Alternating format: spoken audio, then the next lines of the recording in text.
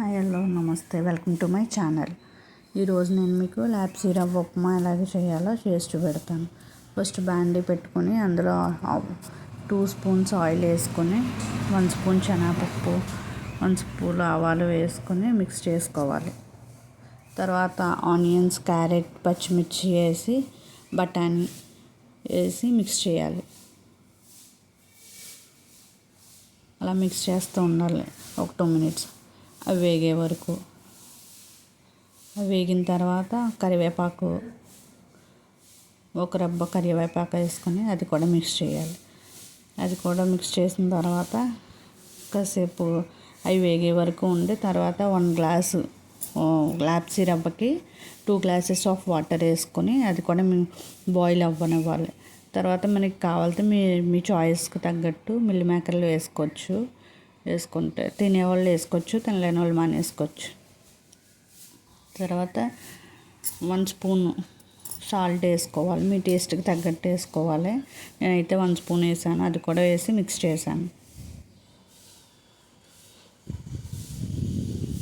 Mix చేసుకొని మూత పెట్టుకొని మగ్గించుకోవాలి. అది బాయిలింగ్ అవ్వాలి వాటర్. దాని తర్వాత రవ్వ యాడ్ చేయాలి. 2 గ్లాసెస్ ఆఫ్ వాటర్కి 1 గ్లాస్ రవ్వ తీసుకున్నాను నేను, బన్సీ రవ్వ. అది వేసిన తర్వాత రవ్వ కూడా మిక్స్ చేయాలి. మిక్స్ చేసి ఒక 5 మినిట్స్ మూత పెట్టి మగ్గనివ్వాలి. కలబెట్టాక మూత పెట్టి ఒక 5 మినిట్స్ మగ్గనివ్వాలి. 5 మినిట్స్ తర్వాత మూత తీసి చూస్తే ఇంకా అలా వచ్చింది నాకు. తర్వాత ఒకసారి మిక్స్ చేసుకొని మొత్తం అంతా పైది కిందది పైకి రావాలి కదా, అలా మిక్స్ చేసుకోవాలి. మొత్తం రవ్వ అంతా ఉడకాలి కదా ఉప్మాకి.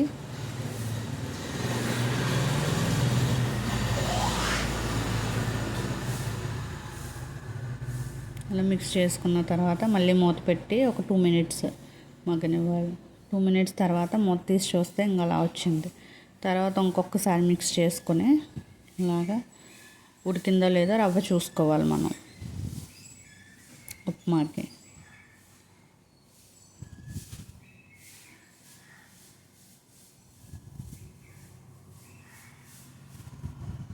తర్వాత అది ఉడికిన తర్వాత పైన కొత్తిమీర వేసుకొని మళ్ళీ ఒకసారి మిక్స్ చేసేసుకొని అంతే, ఉప్మా రెడీ అయిపోయినట్టే. మిక్స్ చేసుకుంటే నాకైతే ఉప్మా ఉడికిపోయింది.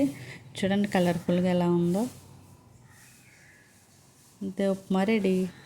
తర్వాత బౌల్లోకి తీసేసుకొని ప్లేట్లోకి నిమ్మకాయతో గార్నిష్ చేసుకుని తింటే చాలా బాగుంటుందండి.